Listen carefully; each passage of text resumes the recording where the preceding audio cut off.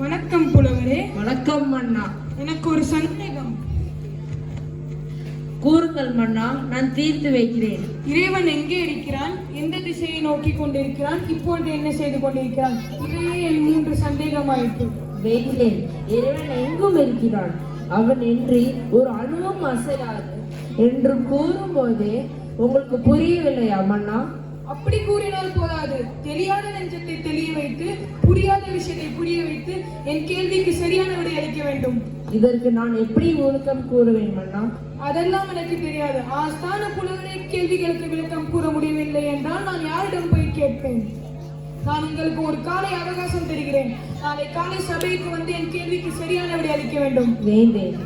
சரி, நாளை காலை சபையில் சந்திப்போம். காட்சி 2, புலவர் வீடு.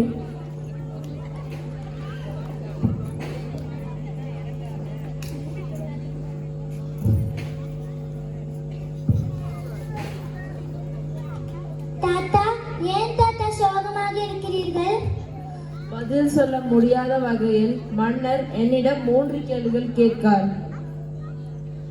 தாத்தா, நீலாம் ரொம்ப படிச்சிருக்கீங்களே, அப்படி அரசர் உங்ககிட்ட என்னதான் கேள்வி கேட்டாரு? இறைவன் எங்க இருக்கிறான்? எந்த திசையை நோக்கி கொண்டிருக்கிறான்? என்ன செய்து கொண்டிருக்கிறான்? இவைதான் நம்ம அந்த 3 கேள்விகள். அடக்கடவுளே, இதற்கு உங்களுக்கு விடை சொல்ல தெரியவில்லை? ஆமாம்மா, எனக்கு விளக்கம் சொல்ல தெரியவில்லை. தாத்தா, நீங்க கவலையே படாதீங்க. நாளை நான் சபைக்கு சென்று உங்களுடைய அரசருக்கு இதற்கான விடையை கூறிவிட்டு வருகிறேன்.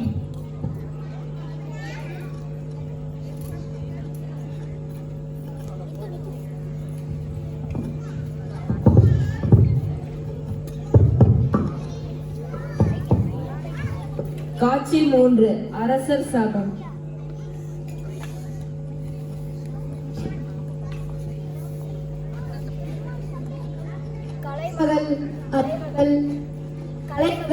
அலைமகள் அருள் பெற்ற காவல் கண்கள்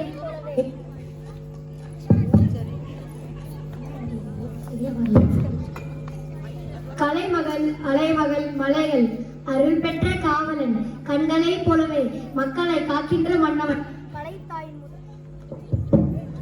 கலைத்தாயின் முதல் மகன் தர்மத்தின் தலைமகன் காவலருக்கு காவலன் மன்னருக்கு மன்னன் எங்களின் செல்வன் வருக வருக. வாழ்க மக்கள், வளர்க நாடு. சபை துவங்கட்டும். அமைச்சரே, எங்கே அந்த புலவர்?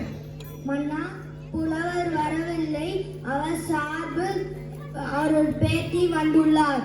புலவருக்கு பதிலாக அவரோட பேத்தியா? அதுவும் ஒரு சிறுமி.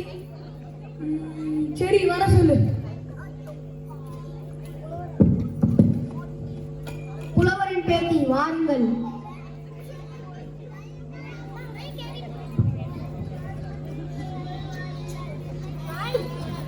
மன்னா, வளர்க உன் ஆட்சி, ஓங்குகனின் புகழ், தழைக்கட்டும் தர்மம், செழிக்கட்டும் நாடு. புலவரின் பேட்டி, பொன்னியின் வணக்கம். புலிக்கு பிறந்தது பூனையாவதில்லை. அதே போல் புலவரின் பேத்தியின் பேச்சில் அழகிற்கு பஞ்சமில்லை. சரி, ஏன் இங்கு வந்தார்? தாத்தாவிடம் 3 கேள்விகள் கேட்டீர்களாம். அதற்கு தக்க விடையை கூறுவதற்காக நானே வந்துள்ளேன். ஆஸ்தான புலவரே கூற முடியாத விளக்கங்களை நீ எப்படி கூறுவாய்? அது மிகப்பெரிய பிரச்சனை ஆயிற்று. இல்லை மன்னா, இது அவ்வளவு பெரிய பிரச்சனையும் இல்லை. அதனால் நான் வந்து விளக்கம் அளிக்க வேண்டிய அவசியமும் இல்லை. இது சிறு பிரச்சனை. அதனால் தான் நானே வந்துள்ளேன். சரி, முதலாவது கேள்வி, இறைவன் எங்கே இருக்கிறான்? மன்னா, இது என்ன? இதற்கு பசுவின் பால் இருக்கிறது. பாலுக்குள்ளே என்னென்ன இருக்கிறது? பாலுக்குள்ளே தயிர், மோர், நெய், வெண்ணெய் போன்ற பலவற்றும் இருக்கிறது. இவை எல்லாம் எங்கே இருக்கிறது என்று உங்களால் காட்ட முடியுமா?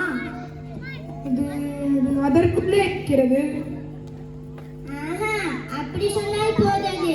நெய், பால், மோர், வெண்ணெய், தயிர் இவையெல்லாம் எங்கே இருக்கிறது என்று தனித்தனியாக சொல்ல வேண்டும்.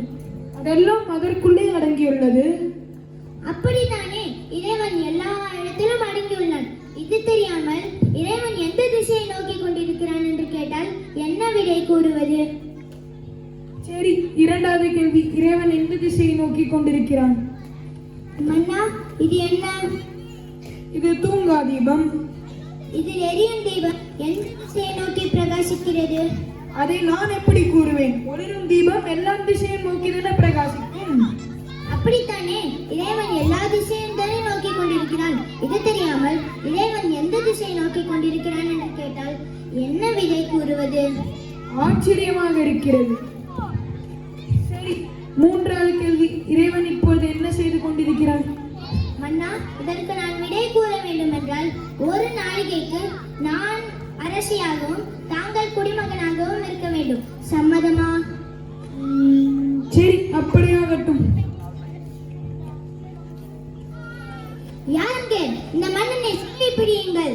அந்த அமைச்சருக்கு 1000 புறக்காசுகளை கொடுங்கள். தாயே, இது என்ன விளையாட்டு? விடுங்கள். விளையாட்டல்ல அரசே, நான் இறைவன் இப்பொழுது செய்து கொண்டிருக்கிறான்.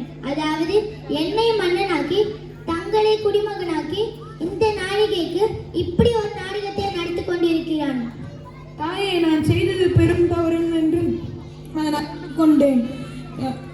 இதற்கு பிராச்சிக்கமாக நான் இறைவனுக்கு பணிபுரிந்து இறைவனுக்கு பாடல் பாடி வழிபடுவேன் என்று சபதம் எடுக்கிறேன். ஆகட்டும் அண்ணா, நல்ல முடிவு. இது உங்கள் அரியாசனம். அதனால் நீங்கள் தான் அமர வேண்டும். நன்றி தாய்.